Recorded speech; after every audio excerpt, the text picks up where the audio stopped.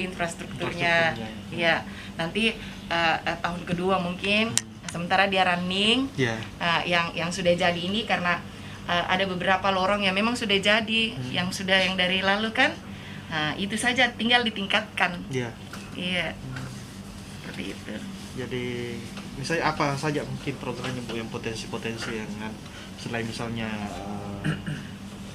wisata bunga? Banyak sekali. Jadi Bapak itu kan maunya nanti di lorong itu kalau sudah kita sudah petakan potensinya semua. Jadi setiap hari apa tuh semua ojol hari Selasa ya.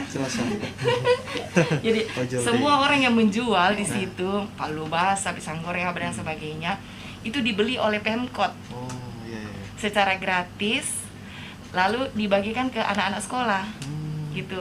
Jadi memang nanti ada akan di label di situ.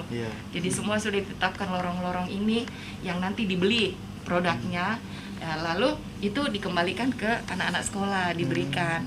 Misalnya ada yang jual bubur kacang hijau, ada yang jual nasi kuning dengan harga standar, itu dibeli kembali oleh Pemkot untuk dibagi-bagikan ke anak sekolah untuk peningkatan gizi. Begitu. Iya. Bagus juga ya program. Iya.